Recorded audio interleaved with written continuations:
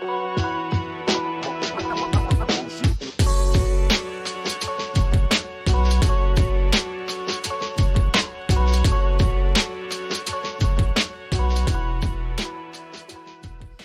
actually remember a specific conversation where I said to one of the brightest attorneys I ever met, if I were your brother, what would you tell me to do?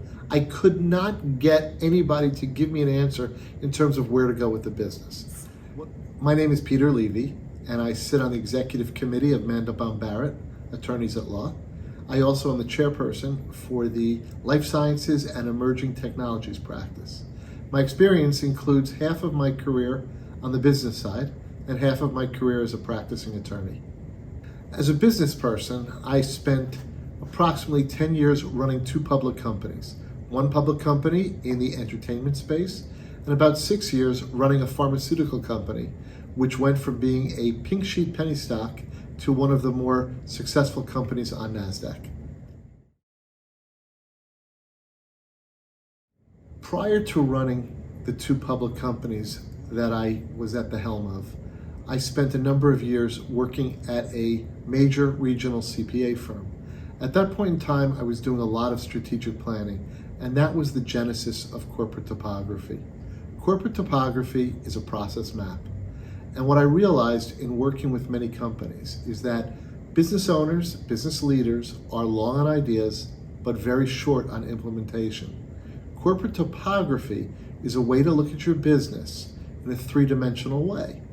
Unlike very popular strategic planning tools, such as the 5 forces Porter analysis, or looking at a SWOT and looking at a two-dimensional version of a company's strengths and weaknesses and opportunities and threats, corporate topography is a practical model. It gives you hands-on tools that you can use to actually implement change in your business. It's one thing to have an idea. It's another thing to be able to operationalize that idea. Everyone says, well, I've got the right people on my team. But you also have to think about who are the people who are preventing you from succeeding? What are the obstacles in your path? We have a world now where the corporate landscape has changed, not only dramatically, but very, very quickly. Political changes, social consciousness with diversity and equity and inclusion. The regulatory climate has become so incredibly difficult with artificial intelligence, with data, with security, with privacy. The entire world has changed. You've got to be politically correct in everything you say.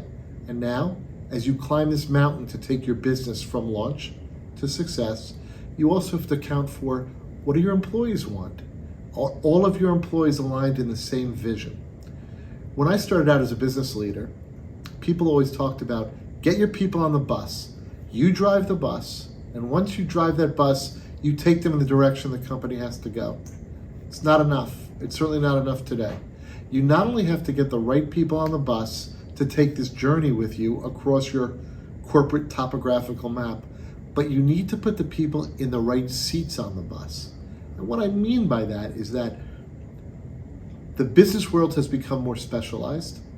Individuals have more sensitive, particular needs. You've got employees who have different goals than they had in the linear corporate ladder succession transaction that we used to do 30 years ago.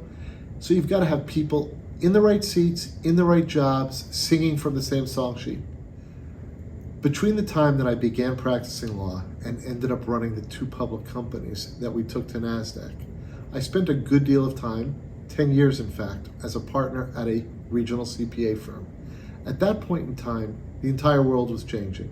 Sarbanes-Oxley had been implemented, and for those of you who are not aware of what Sarbanes-Oxley is, in 2003, President Bush signed into law for the first time a list of internal controls, penalties, and rules that if they were not followed properly would cause criminal penalties, not only for the executive leadership of the company, but also for the outside auditors and consultants who were working with that company. For the first time ever, companies had to be accountable, not only to their shareholders, but accountable to the SEC, accountable to their stakeholders, and accountable to the community at large. From that, we started to look at some of the strategic plans we were writing. We started to look at how was it that companies were able to raise money or merge with a competitor. What did they do that was successful? And that was the genesis of corporate topography.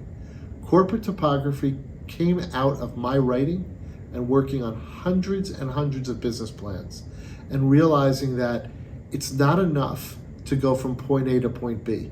If you look at a two-dimensional standard map, it looks like the shortest distance between 2 points is a straight line. But that's not always the case, and that's why you need to look at it three-dimensionally, topographically. Because for you to travel from point A as a business owner to the success you want at point B, there are usually many, many obstacles in the way. Those obstacles are not going to show up just on a piece of paper. What you need to do is look at your business, and truthfully, you need to look at your business. And what that means is sometimes the owner of the business has to be willing to say that his baby is ugly and that there needs to be changes made. In order to make those changes, you need deliverables, you need deadlines, you need milestones, and you need people to hold you accountable for those milestones. So what we do with corporate topography is we use a workshop and an actual workbook to sit with you and your management team and walk you through the practical steps that take you to success. And I think that's the biggest difference between most of the dashboard strategic plans you see or the traditional strategic marketing plans. What corporate topography does is gives you a practical solution that gets you where you need to go. When I was on the business side, one of the things that frustrated me the most was when I would work with a great attorney, someone who knew the law chapter and verse, somebody who could tell me every plus and minus, every risk associated with what I needed to accomplish. What those lawyers would not do is tell me the best way to proceed if they were in my shoes. I actually remember a specific conversation where I said to one of the brightest attorneys I ever met, if I were your brother, what would you tell me to do? I could not get anybody to give me an answer in terms of where to go with the business. What we do at Mandelbaum Barrett is a bit different. We're legal strategists. And that's because at least 10, 12 of the attorneys here come from having been on the business side. People who have run businesses, people who have sat in the shoes of business owners and business executives, and we bring a certain acumen. Every one of our attorneys can read a balance sheet. Every one of our attorneys understands profit and loss. Every one of our attorneys can look at your business from the perspective of what do you need to succeed? We are not there to teach you the law. You have to assume that we're really good analysts and that we're going to draft and negotiate to protect your business. But what we do here as strategists is a bit different. We offer our clients an opportunity to partner with us. Your success is our success. So if you look at our visual for corporate topography, and it's an illustration, of course, it's a metaphor for what happens in everybody's specific, particular business circumstance. But you're going through the day-to-day grind. You're very tactical.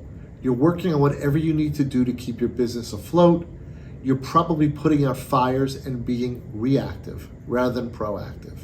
It's a big cloud over your head. It's a lot to shoulder, a lot to carry. You're climbing a high mountain, and that mountain includes things such as the need to have DEI, diversity, equity, and inclusion. The need to make sure that you're regulatorily compliant, that you're politically correct, that you're dealing with employee turnover, that you're dealing with remote workers, that you understand how to integrate now 4 different generations of employees into one workforce. There are a lot of factors to consider in addition to the typical things, financing, legal, intellectual property. So there's a new landscape with new hurdles, new mountains that have to be climbed. How do you get there? And why do we do it the way we do it? We use a river because a river is fluid, a river is continuously flowing, and it's changing all the time. And the elements of that river include things like, what differentiates your business? What do you do in terms of innovation? How do you do what you need to do to have a competitive advantage? And perhaps most importantly, what do you do and how do you do it with integrity? Today's businesses need to have a social conscience. So that's what you do, and that delivers you, in fact, from the day-to-day, perhaps adequate, satisfactory business to a business that exceeds expectations and is actually deemed to be a great operation. If you need help as a business owner, as an executive, as a business leader, what you should do is contact me. Our team will sit down with you, happy to have a free consultation, listen to what's important to you, what keeps you awake at night, how you lose sleep, and what you need to get to the next level as a business owner. What we'll do is sit down and we'll map out using our 6 key corporate topography questions, really the who, what, and why of your business. And what we'll do is we'll put together a schedule that ties in with an actual process map. And together, we'll walk through the steps. This is a living, breathing process. So it's not as though you simply sit down, put it on paper, and it goes on a shelf. What corporate topography does is it changes, as you do, as your business does, along with the business landscape. The climate changes, the weather changes, volcanoes explode, things change on a corporate topographical landscape. Things happen in your business. By using corporate topography, you can adjust every step along the way. We can start by working with your board. We can start by working with your management team. We can sit down and interview your key employees. But what I can guarantee you is when the process is done, you will have a living, breathing, working process that will keep your business ahead of the competition.